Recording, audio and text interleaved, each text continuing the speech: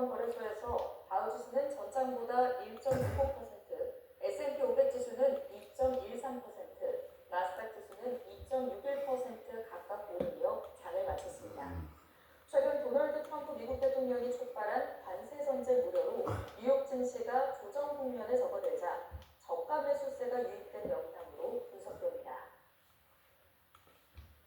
기업 회생 절차를 받고 있는 홈플러스가 납품, 대금 등 모든 상거래 채권을 전액 순차적으로 변제하겠다고 밝혔습니다. 다만 소상공인과 영세업자를 우선순위에 두겠다며 대기업 협력사들은 지급이 늦어질 수 있다고 양해를 구했습니다. 김준하 기자입니다. 유동성 문제로 기업 회생 절차를 진행 중인 홈플러스의 경영진이 처음으로 공식 입장을 밝혔습니다. 홈플러스 측은 절차 개시 열흘 만에 기자간담회를 열고 채무 변제 의지를 드러냈습니다. 협력사와 인재 정수들께 지불해드려야 하는 상거래 채권을 순차적으로 지급해드리고 있으며 다소 시간이 걸리더라도 모두 지급할 것입니다.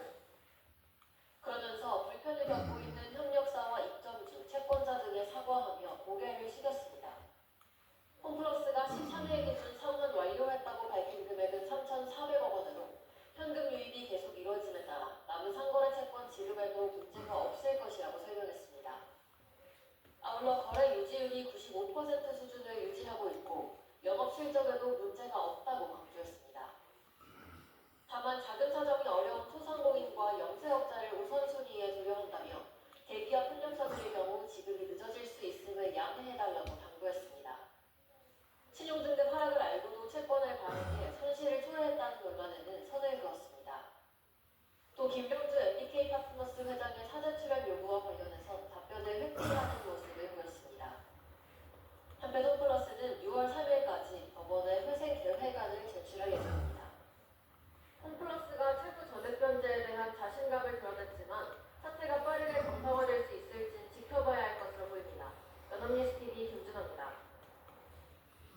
오는 18일 국회 정무위원회가 여는 홈플러스 관련 현안 질의에 증인으로 채택된 김병주 MBK 파트너스 회장이 불출석 의사를 밝혔습니다. 정치권과 금융투자업계에 따르면 김 회장은 국회에 제출한 서면에서 부득이하게 회의에 출석하기 어려운 점에 대해 양해를 구하고자 한다고 밝혔습니다.